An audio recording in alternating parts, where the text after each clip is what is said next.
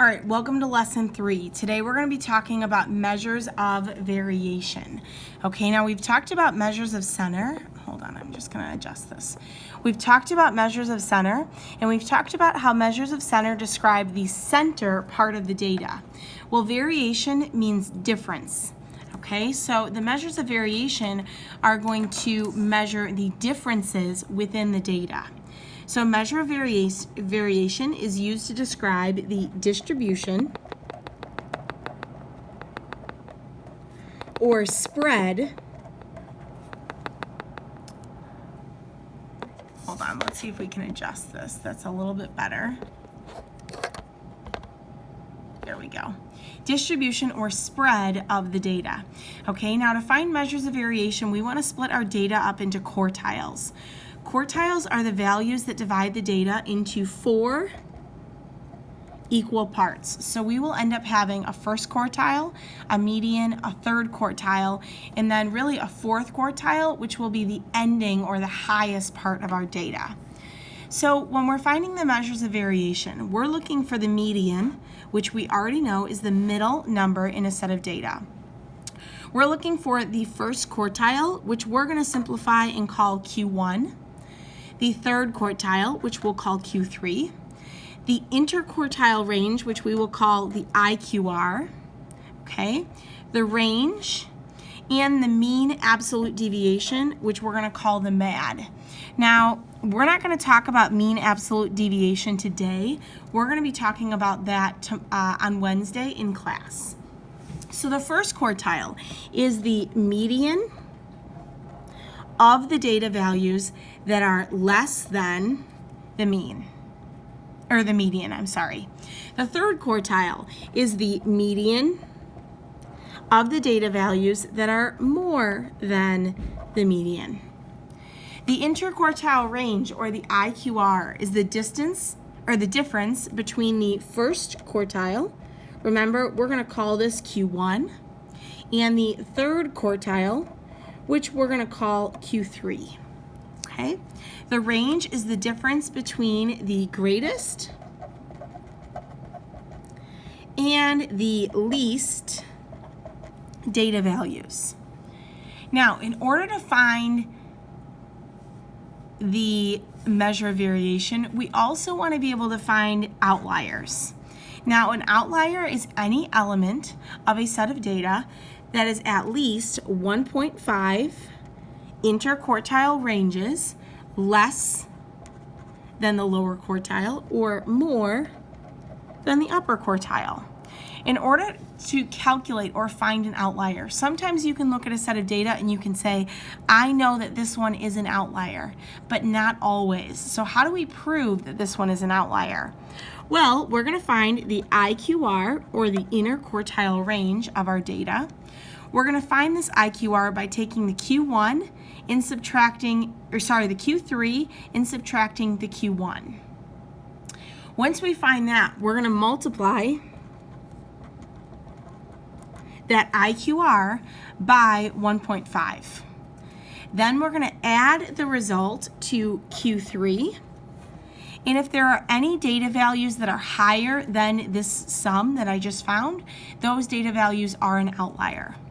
We will then subtract the sum that we got in part 2 from the Q1. And if there are any data values that are lower than this, then that data value is an outlier. So let's go ahead and give this a try. The first thing that I want to do is I want to put all of my data values into numerical order. If you wish, you can pause the video now and come back to it to check your order.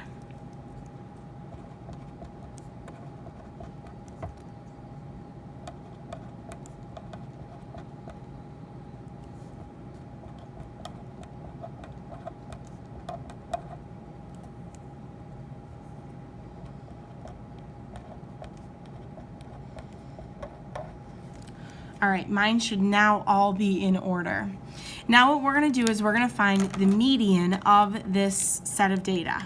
So I'm going to find the middle number, which should be right here between these two 40s. So which means that my median is going to be 40. Now, what I want to do is I want to find the first quartile and the third quartile. The first quartile is the median of all the data values that are less than the median. Okay, so I'm going to look at my data. I'm going to cover up the upper half of the data. Okay, and I'm going to find the median of just this lower half. Well, the median of this lower half is 30, which means that 30 is my Q1. Okay, now I'm going to do the same thing for the upper quartile. I'm going to cover up the lower data. I'm going to find the median of the upper data, and I'm going to label that Q3.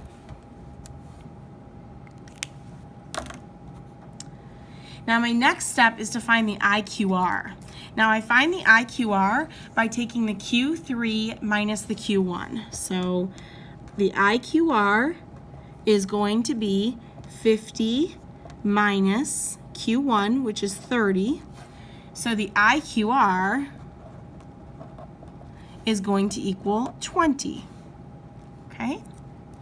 Now to find any outliers, what I want to do is I want to take this 20 and I want to multiply 20 times 1.5. Remember, that's step number 2 up here. 20 times 1.5. Now 20 times 1.5 is going to give us a number of 30. Now I want to find out, are there any data values that are the Q3 plus 30? Are there any data values higher than that? Which means that I'm going to find my upper inner fence.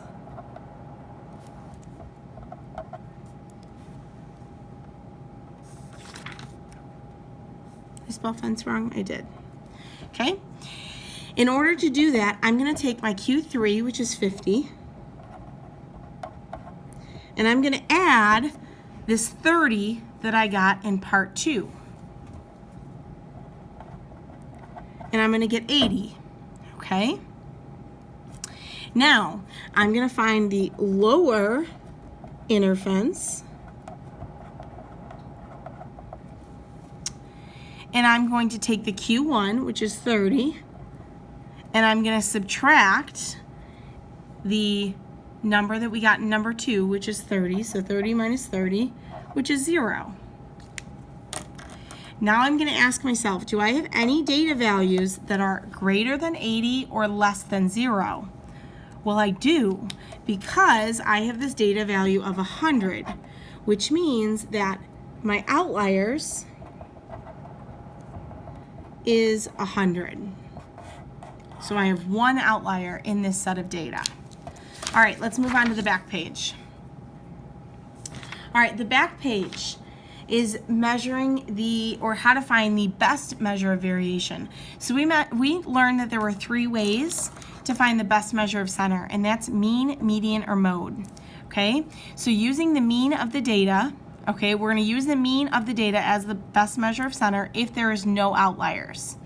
Okay, if we use the mean as the best measure of center, then the best measure of variation is going to be the MAD. Okay, if we use the median as the best measure of center when the data has outliers. Whenever we use the median as the best measure of center, the best measure of variation is going to be the IQR. We use the mode as the best measure of center whenever the data has a number that appears many times. And when the mode is used as the best measure of center, the best measure of variation is the IQR.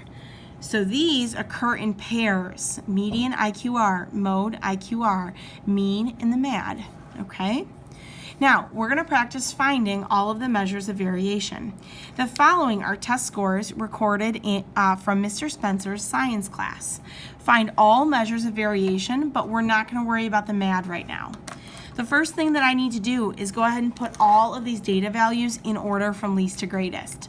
You can go ahead and pause this video now and put them in order and come back as soon as you've got this completed.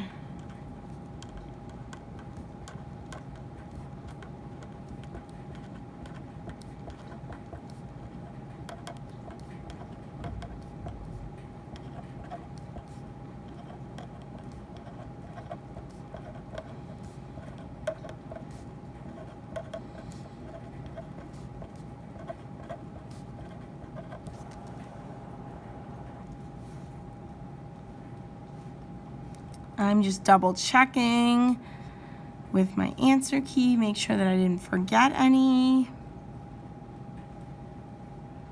All right, perfect.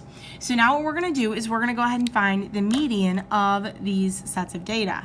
So I'm gonna find my median, and I should find that the median is 86. Okay, so I'm gonna label my median as 86. Now I'm gonna find my quartile 1, which remember is the median of the lower half of data. And I should find that my median is right here between 79 and 80. This is my quartile 1, which means the average of 79 and 80 is 79.5. Now I'm going to find my Q3, which is the median of the upper half of the data, which should be right here in between the 92s, which means that my Q3 is 92. Now, to find my IQR, remember that IQR is Q3 minus Q1. So I'm going to take Q3, which is 92, minus 79.5, and I should be getting an IQR of 12.5. Okay. Now we got to find the range, which is the greatest number minus the smallest number, so 98 minus 70, which should be 28. Okay, now I found my measures of variation here, but I still need to find if there's any outliers. To find if there's any outliers, what I'm going to do is take the IQR, 12.5, and I'm going to multiply that by 1.5. That's going to give me 18.75. Now, I want to find my upper inner fence and my lower inner fence.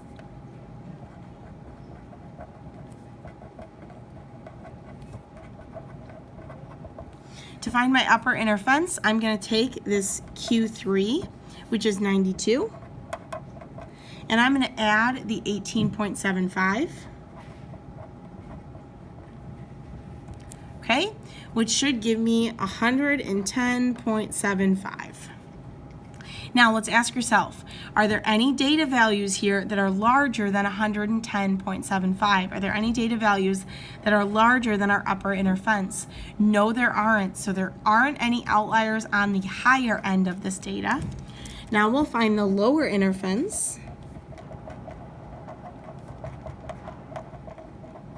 by taking Q1, which is 79.5, minus 18.75, and that should equal 60.75. Hold on, that does not look correct. Let me check that.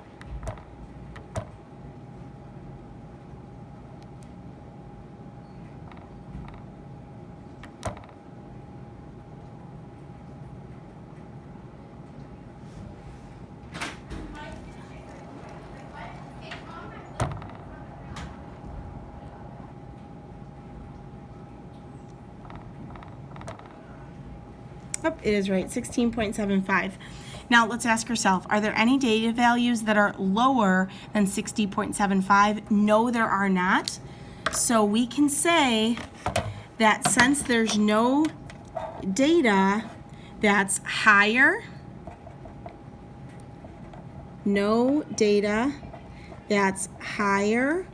or lower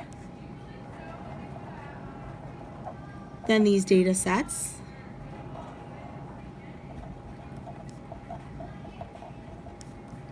there are no outliers.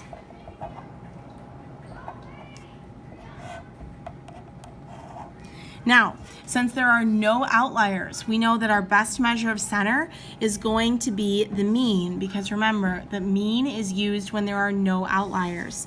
So our best measure of center is the mean. And if the mean is used as our best measure of center, then our best measure of variation is the MAD. All right, I'm going to encourage you to try example number 2 on your own. I will post an answer key on Canvas so that you can check your answers as soon as you are done. Thank you so much for watching this video, and I will see you Wednesday in class.